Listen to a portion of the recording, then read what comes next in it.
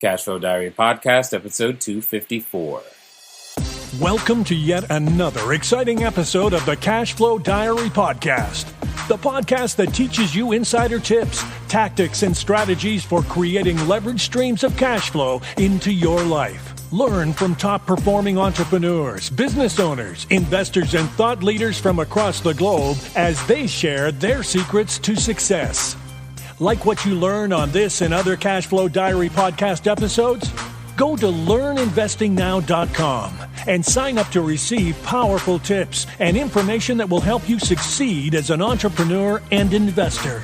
Now, here's your host, investor, entrepreneur, business owner, educator, speaker, author, and master facilitator of Robert Kiyosaki's cash flow game, Jay Massey. All right, ladies and gentlemen, welcome to another episode of the CashFlow Diary Podcast. I'm your host, Jay Massey, and I'm glad that you are here today because you are going to learn something. Yeah, that's right. You're going to learn something again. That's exactly why we do this, right? You keep showing up because we do our best to find something for you to learn, something, one more idea, one more something. And I think today's guest is going to bring that in spades. Why? Because his perspective is completely different than yours, than mine. Why? Because he's from Australia. Simple as that. That's all it takes. Growing up differently, he'll look at real estate differently. He'll think about everything differently. And I think you're going to learn a lot today. He himself has his own podcast as well. So I'll make sure that you have the ability to go and find out more about that. But what's important for you to understand right now is that we're talking to Reed Goossens. Now, here's the point. Was a qualified structural engineer and project manager. Now, that's impressive, but here's the things that I like. Because he's been doing this for a while, and he loves commercial. Now, you know me and my love affair of commercials. Great. But he also does other real estate investment projects, not only in Australia, but the UK and the US. And the one that I'm probably the most excited about is the London 2012 Olympic Games. Now, you guys know me. I love the Olympics, and I can't possibly imagine having been involved. He's just given me an idea already. Hey, there's a real estate development play right there. I have not had that idea. I have already learned something. So let me get him out here so you can learn something too. Help me welcome Reed Goossens. Reed, you there? G'day, mate. How's it going? Great. You've already helped me, so let's help them. Fantastic. Let's jump into it. So I tend to ask everybody the same first question. Simply put, I look at today's entrepreneurs a lot like yesterday's superheroes. So when I say superhero, I'm talking, Batman, Robin, Superman, most recently Deadpool, if you want to call it that, right? But before the superhero went out there and was delivering their services to the marketplace in the very fashion that they do, they were typically just a normal person. They had an origin story. They started somewhere. So what we want to know is before all the development projects in all the various countries, and especially the ones at the Olympic Games, what I would really like to know is who is Reed Goossens? Good question. Good first question off the first cab off the rank, if those like to say. Who is Reed Goossens? Reed Goossens, I'm from Australia, as you can definitely tell. That part was obvious. I love traveling. I love learning. And most recently, over the last 4 or 5 years, I love entrepreneurship, and I love to take control of my life and not be, working for the man, so to speak. So that's in a nutshell, without getting into too much of my background just yet. That's who I am and what makes me tick. Well, there's something that is in your background that I think somebody is asking themselves right now, or at least going to try to use this as an excuse. Because I said qualified chartered structural engineer. Right. Do you need that in order to be a real estate guy? Not at all. And trust me, Jay, being a qualified chartered engineer in Australia and in the UK, that was because I studied structural engineering back in the day in university. So if we, take a step back, I, finished university in 2007 in Brisbane, Australia, and I went traveling for a couple of years. And this is where the London Olympics comes into it. It's it was that I was working for an engineering company before I graduated. They gave me a job, and I said, look, I want to go traveling. I don't want to stick around here in Australia anymore. I want to see the world. And they said, well, we've got an opening for you in the London office. Would you like to go? And I said, you bet you I would.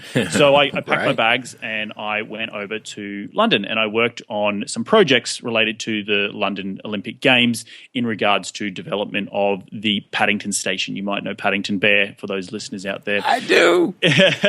Anyway, I was working on the design team, loving it, learning a ton of stuff, but as a structural engineer. So I was still working in a JOB.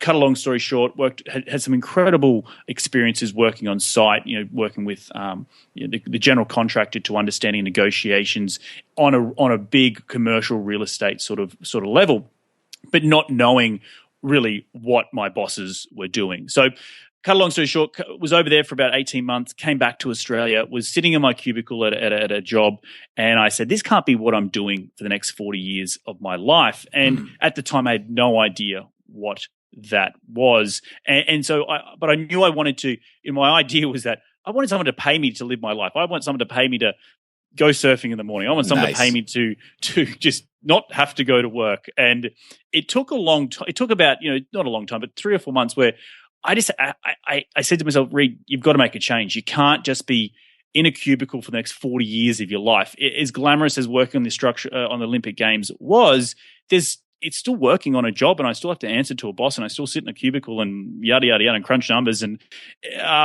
it just wasn't fulfilling enough for me. I wanted to be my own boss. I felt like that I was, I don't want to say star athlete, but I felt I had more to give, and just sitting on the sidelines working a 9 to 5 just wasn't fulfilling enough for me. So I actively went out and tried to learn something. What are all these business owners doing that I'm not doing? How do I become my own boss? And through that, I sort of understood, started to learn about financial education and investing my money into something, getting my money working for me, not just sitting in a bank. And the penny dropped for me in terms of, this was when the first penny dropped anyway. It's happened a lot of times along the way. I said, I'm in engineering. I work with these massive developers. That's it. My dad had a bit of success in real estate. He wasn't not by no means an investor. He was just a teacher, but he had made some smart decisions, and he was very influential in my life. And I said that's what I've got to do. I've got to invest in real estate. But how do I invest in real estate? I've got no idea. I got limited funds. And so after sitting there and making this decision, it's real estate. That's what I wanted to use as a vehicle to create long-term wealth. I picked up the book Rich Dad Poor Dad, and that's the second penny drop in my life. And that is where I started to understand the value of passive income, to start building that check that someone was going to write me every day to live my life and go surfing and travel the world. So that is sort of in a nutshell my background, and that was back in 2008, 2009. Now, don't get me wrong. I've still continued to work up until very recently in engineering. It's a great job and has taken me all over the world, to Fiji, I've worked in New York, and I've worked here in LA. But the passion was to still get involved in real estate investing full time. So a couple of years after I got involved in the real estate world in Australia, I still had a big passion inside me to go and be an expat or an expatriate, as for all you listeners out there who don't know what that is. And that's to live and work in another country. There's a difference to going and visiting a country as a tourist. I loved going and being, living and breathing and the culture and working. And that's a different experience altogether. And I sort of made up, in my mind, I was like, well, I could handle the rat race if I'm living in another country and I can still work and earn some money. So that's what I did. I packed up my bags with my girlfriend and we moved across to the United States, and I landed on the ground. And I wasn't even on the ground in New York less than 2 weeks before I was at my first real estate networking event, because I was passionate about real estate and just, again, back to the Rich Dad Poor Dad, developing passive income. The bug had started about a year prior to that in Australia. I was going to a lot of seminars in Aussie and then a lot of networking events, and I knew I had to surround myself with people, and I was new to the city. So I just went to my first networking event, and I thought Australia had some great networking events, but by gosh, the New York was networking on steroids or something. It was incredible. And that's where sort of everything started, and that's where I met one of my business partners, who is still a business partner today, and we bought a few houses in upstate New York. And I slowly, I bought some cash flowing properties because the entry point here in America is a lot cheaper than it is in Australia, and I just found the value of cash flow through buying, duplexes and triplexes and going in there and forcing appreciation through increasing rents by giving the place a bit of liquor paint and changing the carpets and what else. And that was really valuable lesson. And I've gone on to now develop my own investing company, which is RSM Property Group, and I help pool money together or syndicate on large multifamily deals here in the United States. And I also I'm now developing, more of a personal brand, so to speak, because Jay, you and I have talked about offline a couple of times about the importance of raising capital from other people, but they won't trust you without credibility. So that's really in a nutshell where I am today, and moving forward, I'm working just on continuing to develop myself as an entrepreneur here in the United States and work on my business. Nice. Love it. Love every bit of it. Now, I have a very obvious question. I know someone is asking, and before I get the email, I should ask you. All right. Mm-hmm. You clearly could have chosen anywhere in the world to go. Right. So I have to ask you, why the U.S. for two reasons. One, and I think you started hinting at it, but I'm like, there are people in Australia who need housing.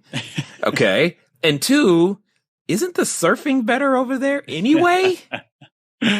Well, to answer the first question, my girlfriend is American.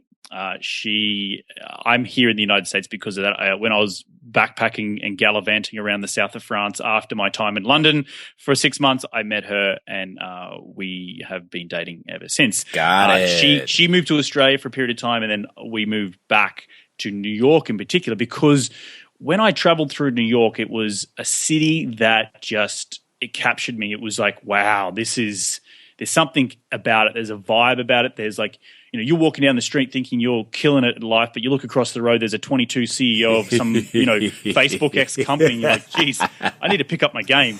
And so it was more of a city that I could feel it feed off the energy. Admittedly, the cold and the winter was right. It was to its demise, and we had to move back to LA, where my girlfriend is from. But that, to answer your question, it was more the hunger and just if I can make it in the Big Apple, I can make it anywhere. Indeed. But what about the surfing, man? Surfing, look, definitely. I had to give it up for a couple of years. I do have salt in my blood, salt water in my blood, I should say. And I'm now in California and in loving being able to get up to Malibu or down to El Porto and Manhattan Beach and jumping in the water and getting a few waves and carving my name in a few of those waves out there. No doubt. Now, I'm going to assume, because you said something that I probably threw some of our U.S. listeners for a loop, especially knowing that you're in California. But I know this to be true because I get the privilege of interacting with many people from other countries, and they often tell me, Jay, your real estate is cheap right now. And you said the same thing. You said there was a lower entry point. So for those who are wondering right now, like, what did he say? Lower entry point? Did he really mean that? Can you kind of give us an insight into the Australian perspective, and then understanding the advantage that we actually have right in front of us without even realizing it? Yeah, that's a really, really good question. To back up a little bit, when I was in Australia, I was attending all these events and seminars and seeing these gurus. We got everything in Australia like you do here in the United States. People educating other people on lease options and how to flip a house, and that was what I was absorbing. And I got to the point in Australia, I was still working as a civil engineer, earning some okay money, and I was on the verge of pulling the trigger of doing something in Australia. But the entry point, in a bad neighborhood in Australia, you would still pay upwards of, I don't know, $200,000 of an entry point into an Australian market in a bad house in a somewhat bad neighborhood. Now, you've got to remember, Australia has a population of not even 1/10 of the US. So the population is growing exponentially very quickly. I think there's some statistic out there that it's supposed to double in the next 20 years. Wow. And through doubling, the Australian economy the housing market has continued to just, the last 20 years, just like double-digit appreciation. Now, don't ask me why, because I know a lot more about US real estate investing than I do about Australia, but it's got obviously to do with the economy growth and with the spread of how quickly we're growing. And the fact that Australia is, for the most part, is not very inhabitable because, our country, the size of our country is the same size as the United States, excluding Alaska in terms of land mass, but we can only really inhabit maybe 15%, 20%, if that. So it's all around the major cities, around the coastline, and that has a knock-on effect. Secondly, is that you don't find cash flow, or not that I had found any cash flow in Australia because the entry point is so high. The rents just don't reflect that you could make, your decent cash flow. So back to your question of, when I moved to the United States and I was like, wow, I can pick up something for $40,000 and it's going to rent for $1,000 a month or $1,200 a month. It blew my mind. And I was like, I have that, I can write a check right now. Yeah, this is good. I have that. Or, I have 80% of that sitting in my bank account. And so that was really a motivating factor to getting out there and, learning about it. And I was living in New York, so I couldn't buy New York, real estate, but I could maybe afford upstate New York. And I started looking around, and all of a sudden I found Syracuse, and, we can talk about whether that's a good market or not, but it wasn't the point. The point was that I'd identified a market that I could enter with what I had to work with, and it got me started. Right, it got me on my journey and I don't, not that I've reached any major heights. I'm just saying it's a one step along the way to building long-term wealth. Indeed. Now let's talk about the journey for a second, because everybody has said journey. I mean, we all start somewhere. What does that look like for you? So I'm assuming this is the first property. It's in Syracuse, and where has it gone since then? It's been sold. I sold it because I meant more your journey than just that house, but that's good. That one is done. Now we're on to the next one. So in terms of, we purchased the first one all cash, moving to the United States, obviously had no credit, zero credit. Right. Banks didn't want to lend to me. Oh, not at all. So that was an uphill battle. But then you tie that into the fact that I could buy this thing pretty much all cash. So I partnered with another guy who was just like, getting started as well. And we bought this thing together. It was a triplex. And we put some money into it, got it before the appreciation. 6 months later, I pulled some money out of that, bought a second one. And we kept doing that for a period of time until really our money ran out. And now I got to the point where I was like, wow, I have 5 properties, or, give or take. I could see the value of, duplexes and triplexes and having a little small portfolio. And I was like, wow, this is great, but I have no money. I've no money to do anymore. I was stuck. So a friend of mine, a couple of years back in late 2012, early 2013, or middle of 2013, came down from Canada, and I went out to dinner with him. And I said, "Mate, look, guess what I'm doing? Like, chuffing away. I've got these properties in upstate New York. Look, I'm killing it." And he said to me, "That's great, Reed. Well done. But I just closed on an 80-unit property in Canada," and my mouth just dropped open. I was like, 80 units? You did what? How did you get 80 units? I had studied with this guy back in Australia at university, and he's now closing on an 80-unit property. And anyway, he went on to tell me his story, and and this is where the third penny dropped in my life, was I needed to get to the next level. Like, I was still working full time, investing on the side, making a bit of cash flow, but nothing to be to the point where I'm like, I can quit my day job. Because the fact is also I have visa issues. To be in this country, I need to have a visa, but we won't get into that. Right. But to back to what you're saying, I knew about multifamily, the power of commercial real estate. Well, no, the power of multifamily. I didn't understand the commercial side of it until my friend had really educated me on it, and it just was sort of like that aha moment. It was like, doing what I'm doing on the duplexes, but timesing it by 60 units was, and the power of the scaling that was just so incredible. But then there was the problem of, well, I can't afford a 60-unit property. How do I afford a 60-unit property? And that's where he was talking about other people's money and syndication and all these words I'd never heard about.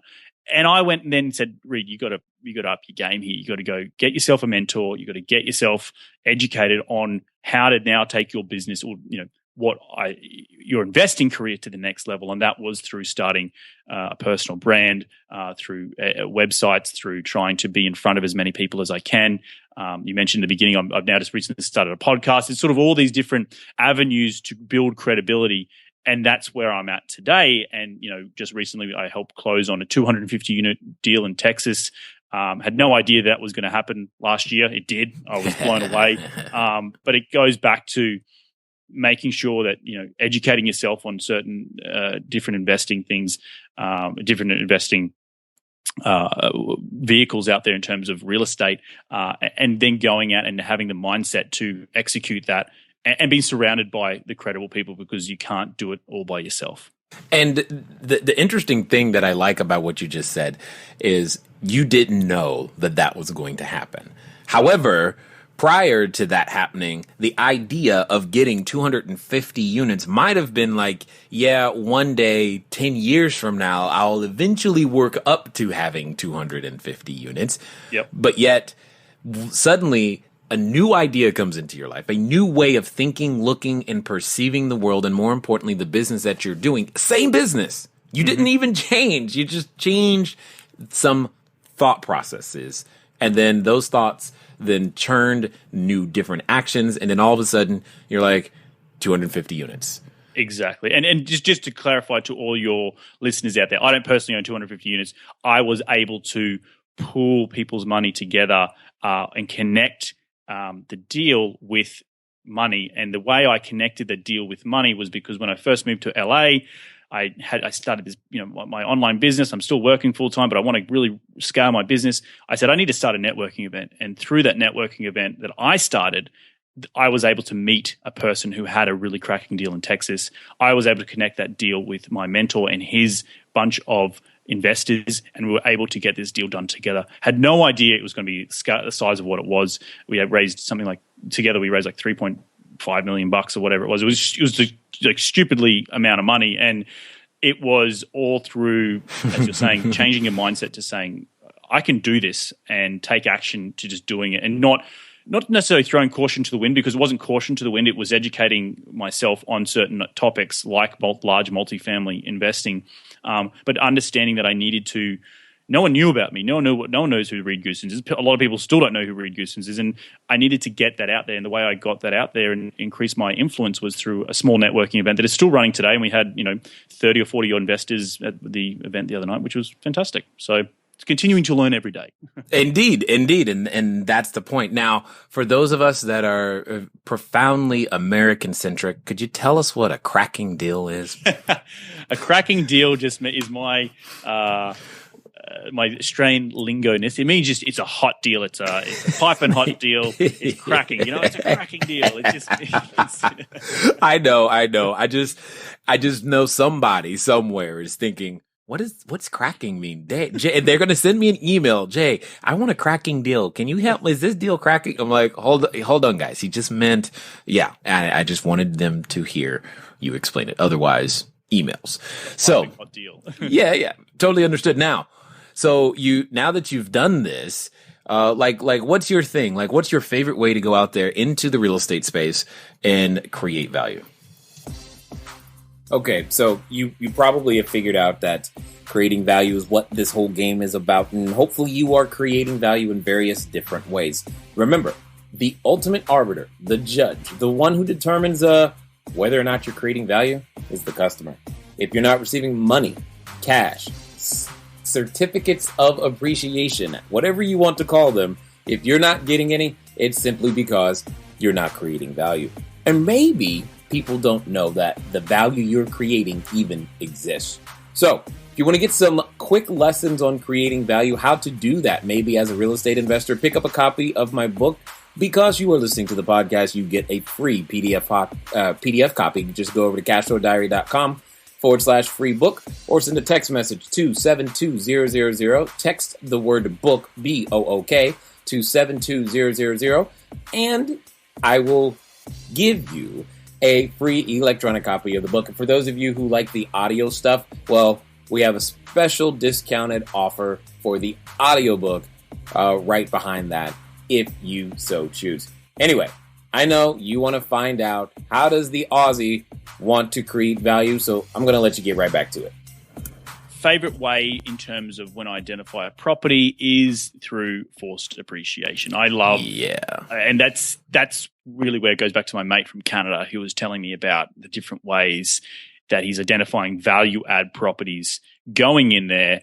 And this is just for in layman's terms, say it's a 20 unit property, and I was doing it on the smaller stuff. I just didn't realize until he explained it to me in layman's terms. Going in there, understanding that you're looking at an asset, the rents are under market value. You could force that rent by putting in new countertops or spending minimal money, maybe doing some tiling in the bathroom, and then increasing the rent by $50 a month or $100 a month. And doing that over multiple units will force the net operating income. And, for all your listeners out there, if they do or don't know cap rate theory, cap rate is equal to NOI divided by purchase price. Or value, if you want to replace purchase price with value. You rearrange that formula. I'm a math guy. You increase that NOI, you increase the value of the property. And we could have a whole topic, a podcast, and I'm sure you have covered it quite extensively on how to force appreciation through different, force your income or reduce your operating expenses. So in a nutshell, I love commercial real estate for that reason, because they're valuing the cash flow, not necessarily like in flipping, where they're valuing something that you put into it. So that's what I love.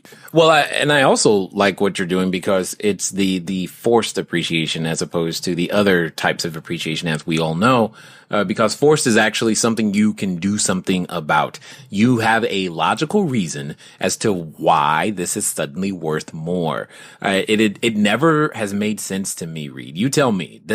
Somehow you take the same house, you add shrubbery, and now you add shrubbery, and it's suddenly worth $5,000 more. It's shrubbery, but you take that same shrubbery and put it in a different house, and now that house is only worth $2,000 more. That is too subjective for me, and it drove me nuts. That's right, and don't get me wrong. I've flipped houses. I've flipped a few houses, but it goes back to, well, what's my time worth? And being in real estate, so being in structural engineering and being in the commercial space, it really goes back to, well, I don't really care as much about the drapery or the type of flooring that I'm putting in to this flip, and hoping that someone will pay me more money than what I put into it. And if the market goes south, then I could be up the creek without a paddle. So it was more that, well, I'm spending a ton of time flipping properties, and I did that prior to getting into sort of the larger stuff, and 6-7 months of what it is, but from purchase to finish to completion to running the project management. Why don't just use that 6 or 7 months, instead of doing it on one single family property, doing it on 60 units and having cash flow from day one? And that was probably the difference in the value that I saw, and understanding the power of commercial real estate and the valuing that cash flow that the banks love to value, because let's face it, commercial financing is more readily available for commercial real estate than it is for residential. And that's where I saw the power of my time, and in terms of leveraging my time and making sure that I'm getting cash flow at the same time, plus forcing the appreciation. So don't get me wrong, you can still make a ton of money in flipping houses. You just horses for courses, and I wanted to be in making sure my time was used correctly. Absolutely. Now, I happen to know that you also dabble, I'll say, in one of the other types of plays that I like, what I typically call change of use or phased or appreciation, where you actually change the use of a particular type of land, changing it from, whatever it is now to something that it is different. Can you share with us a little bit about what that is so that everyone else can possibly get an idea of like, hey, maybe that's for me. But more importantly, why you find so much value in doing that. Sure thing. And I think what you're alluding to is re-entitlement. Right. Yep. I love re-entitlement. And I have a little bit of an unfair advantage, Jay, that I had been surrounded. This goes back to my engineering days and being surrounded from everywhere in London. Reed, just so you know, when you told me that you like re-entitlement, I was like, he's got a background or a connection somewhere, because it's usually so complicated for most, I'll say normal folk. But I'm like, we got to talk about it, because if he's got that, other people need to know. Yes, and that's very, very true, Jay. And to all the listeners out there, I did have a little bit of an unfair advantage, and that was because I happened to be in structural engineering and civil engineering, and that I was part of a team that went and design team that built these large projects, and these large projects were typically pieces of dirt or an existing crappy building, and they've knocked it down and they put something that is worth more there. Now, and at the time, I had no idea what I was doing, for a long period of time. And it wasn't until that penny dropped that I'm like, hang on, this developer's doing something weird here. What's he doing? And I started attending, being part of the design team. I would go to the city, and I've been to the city of New York, and I've been to the city of Philadelphia, and I've been to the city of Los Angeles and Long Beach back when I was an engineer, and sitting down with Plan Check and saying, oh, these are the structural engineering issues. My drawings are forming part of what's called an overall package that we're presenting to the city, because this particular piece of dirt is zoned, and just for those people out there, zoned means that it's a set of rules and regulations that the city imposes on dirt or land what you can and can't build. So these developers were going there and saying, hey, I've looked at your rules. I think I can build this. Do you agree? Here's my architecture drawings. Here's my structural engineering drawings. Here's this, blah, blah, blah. And that goes through a process. And that process is called re-entitlement, because you're taking what was currently there, which might be anything from just a bare piece of dirt that you might want to build a single family house on. That could be a re-entitlement play, because you've gone from bare piece of dirt to a single family, or it could be an existing 10 units and you want to build by right, you could build 50 units on it. So you're going to knock it down and build 50 units. That process takes a period of time, and that re-entitlement process typically, I'm not going to quote anything, it may be 12 months, but that goes from, developers understand that they can identify a piece of land or a lot and take it to its maximum and best use. And doing that means that you got to go to the city and say to the city, I've looked at your regulations and your rules. Here's what I'm proposing. Do you agree with what I'm doing? And, it'll take a back and forth, and you'll say, oh, we need to change a bit of the style of the building or whatever it might be, or we need to have some low income housing in here, or it could be a slew of things. But that process is then so valuable, because once it's permitted, once they say, we agree, we got to a point, we've got to an agreement, that piece of land is now worth not infinitely more, but a lot more money, because it's valuable now, and you've gone through the process. And so then there's a second phase of that. You could literally, and I've seen it happen, and I saw it happen in New York in my engineering office that I was working for in there. We would design something. It would come through the door, it'd be, 20-story building. And it will come through the door. We'll design it, structural engineer, blah, blah, blah. We'll go get it permitted. Okay, great. 2 months later, it comes back through our door. And they're like, well, actually, we just want to change a few structural things. We want to put a few balconies here and, whatever. And it's under a different developer's name. And I didn't realize it at the time, but the original developer had actually sold that permitted set of drawings and land to another developer who's now taking that on, but just wants to slightly change, a few things, which required a structural engineer to look at it again. So it was sort of like, I was like, why aren't people doing more of this? And now identifying that and seeing those types of biggest and best use. So you might drive past a 10-unit property, but it might be able to build 50 units if you know what you're doing in terms of the rules and regulations. So I hope that answers a little bit of your question. Well, yeah, it also illustrates the complexity and also answers the question as to why aren't more people doing it? Because it's all of what you just said. That is a very unique perspective first and skill set to be able to go, hey, this 10-unit building should actually be a car wash. Right? That's a unique gift in and of itself.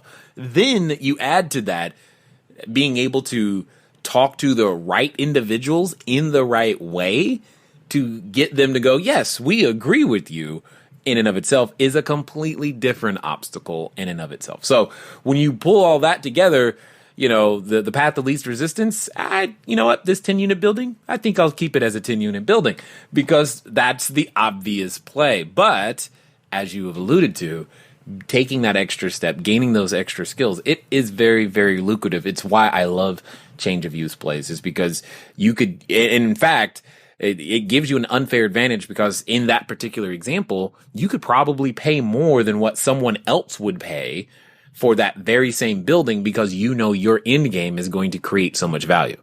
Exactly. And don't get me wrong, Jay, all of this information is readily available to the public. A zoning, what a piece of lot is zoned by, you can go on any website, any government county website and look it up.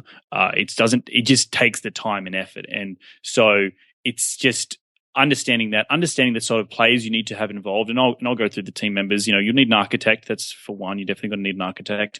You're going to need a what's called an expediter. They're people or a land use person who understands the different zoning requirements and what you can be tricky with in terms of, well, if I provide out of 20 units, if I provide 6 units that are low to middle income housing, or I can actually then go and get a density bump, which means I could build 25 units because I've people want low cost housing here in LA, so cities and government officials look kindly on that sort of stuff, and understanding what you can and can't build is really, really important. You're obviously going to need a structural engineer, and you're going to need maybe a civil engineer to just look at some values. But if you understand that these are just you talk about flipping houses, think of an architect, a fee to pay an architect, and a fee to pay a structural engineer, and a fee to pay whatever you need on your team. Think of it as like, I need to do tiling in the bathroom. I need to do fix the roof. I need to change, concrete the front driveway of a single family fix and flip property. It's the same thing. It's just a different line item, and applying and just understanding those line items to get to your bottom dollar, and then understanding what you could build beyond that, if that makes sense. So hope that answers your question. Yeah, but absolutely. In fact, I don't think everyone just realized that you just gave them I'm going to say a potential 7-figure business, but if they were listening in between the lines, it's like he just told you, here's how you could go make a whole bunch of money and create a lot of value. In the meantime, if you were listening, now somebody's going to be like, oh man, I got to rewind, but that's okay. Now, typically when it comes to these re-entitlement issues or projects, if you will, what is typically the architect, expediter, structural, and civil engineer going to run someone? It will depend on the project. Typically when I was working in, and this is loose figures, please don't quote any of this on what. Sure. But if it's a commercial building, like if you're only building 6 units and it was a single family house, that's re-entitlement. You might have a simple re-entitlement might be that you have a large lot and you have a house that is movable, and you shift that house to the front of the lot and you split it, and you just create 2 different houses. That's re-entitlement. On the level that I'm doing it, or attempting to do it here in California, is more like 20, 30, 40, 50 new units. And, an architect can run at, $100,000, $150,000, but that's the entire process.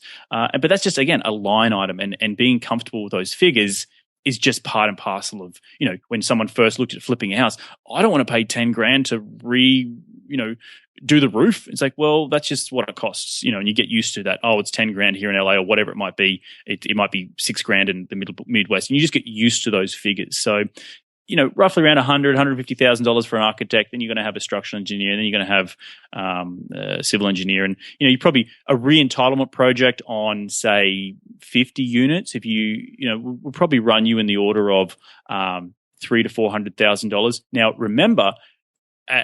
Part of what I bring to the table in terms of my skill set being an unfair advantage, and we can talk about that, is that sometimes I'm now talking with architects who will defer that payment to once you've got it approved.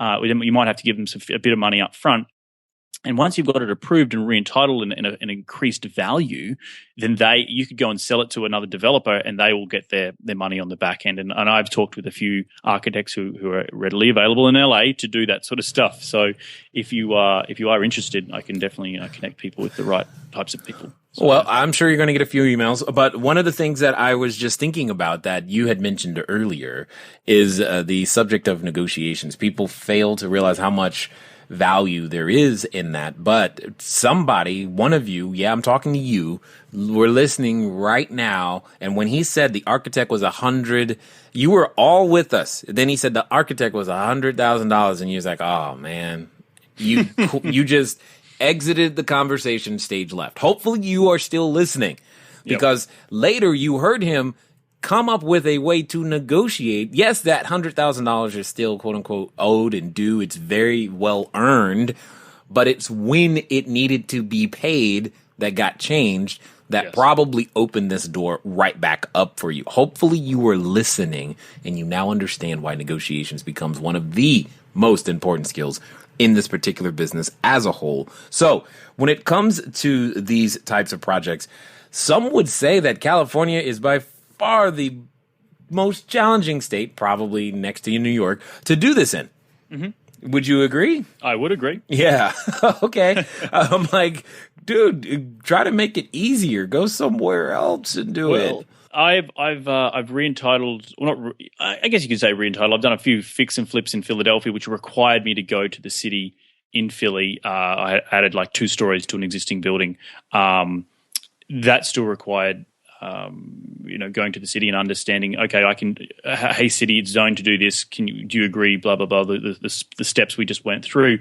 That took 4 to 8 weeks. It was pretty quick. That's in Philadelphia. In New York, and LA, it can take longer. It also goes down to the size of the project. So please don't. Hopefully, listeners aren't getting lost in that $100,000. That was for a 50-unit deal. You can, as I said, you can still re-entitle land by just splitting the block if it's large enough and putting another house on it or something of that nature on a smaller scale. And I'm at 10. There's a lot of steps before you get to 10 and a lot of way of creating some great value. So please don't get lost in that. It's just, as I said, the biggest takeaway point is that it's a line item, and being understanding that line item is just getting comfortable with it. So. Indeed. Well, the other thing that I wanted to bring up was exactly what you just said. This is not something you're going to do in a weekend. So don't go in with that expectation. That doesn't mean it's not valuable. Clearly it is. It's just not something you're going to do in a weekend. That's really what I was going after. So with all of these things being done, what's like new? What's new on the horizon for you, sir? New on the horizon is the podcast, very much so. I'm part of a group, or want to be part of a group called Key Persons of Influence, which talk just about being Googleable, and then it goes back to being working on the business, not in the business, and it goes back to funny enough, when you're raising capital, it's nearly a marketing ploy up until a point, because you need to be in front of people. As you're saying, I need to go to networking events. I need to develop. You yourself, Jay, develop a whole bunch of online content. I'm looking to develop that in the future, so with the podcast and maybe a book. I don't know. It's a small basic book on my journey here in the United States, or learning what an LLC is, because that's the point of what my podcast is trying to introduce people to US investing in real estate, and that the entry points are a little bit easier here than in other countries. But where do people start? Well, they need to start somewhere, and there's a bit of misinformation out there. So hopefully that was my podcast. The point of my podcast was to provide that information. If I can turn it into a book or some online videos, then great. And that's just going to help me with my underlying business, RSM Property Group. So, yeah. Indeed. And speaking of which, I'm sure that many listening to you thus far have learned that, well, he knows stuff. And I want to know stuff like him. So how can they track you down and find out more stuff? Sure thing. The easiest way to reach me is at my email is Reed, that's REED, at rsnpropertygroup.com. That's R for Roger, S for Sam, N for Nancy, all one word, CashFlowDiary.com, or you can go to my podcast, which is Investing in the US. The subline is An Aussie's Guide to US Real Estate. If you search that on iTunes, I'm sure it will pop up and you'll see my ugly mug and listen to that. And yeah, I'm always interested in talking with people who want to get started. And I just love talking real estate. So that's where you can reach me. Indeed. So final question here. Let's pretend for a second that there's someone listening who is considering putting on their superhero outfit for the first time. They want to become that entrepreneur, real estate entrepreneur. They think, ooh, maybe I can do this. Maybe you got them excited with the whole entitlement thing. And and they're like, wow, this would be awesome if I could change and impact the world. However, they still have that voice in the back of their head. And I know, Reed, you know that voice. Mm-hmm. You've done battle with that voice time and time again.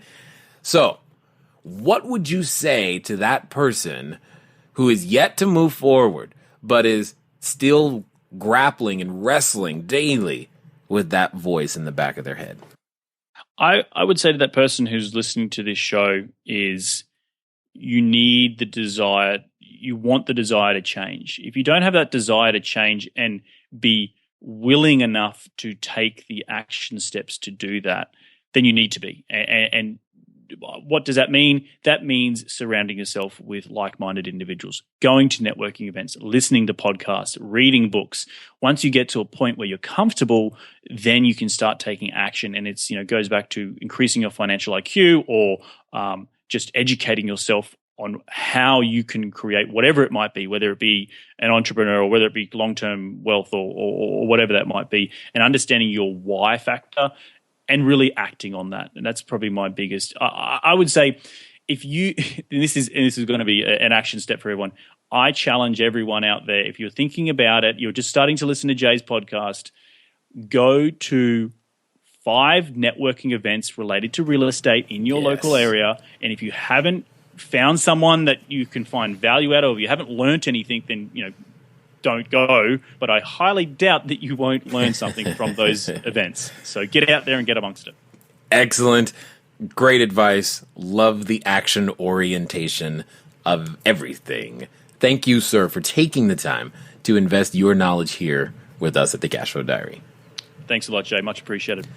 All right, ladies and gentlemen, you know what time it is. It's time for you to move at the speed of instruction. What does that mean? Well, it probably means you need to fire off an email, especially if you want more information about that whole entitlement thing, because I'm sure that intrigued you. But here's the point. Get started. It doesn't matter where you are. What matters is what you have is probably your unique advantage. You just heard from Reed, who found his unique advantage in many different ways, and most importantly, has taken action on it. And because he has taken action, he is now seeing results. That therefore means it's time for you to do the same. It's been fun talking to you today. I look forward to talking to you soon. Until next time.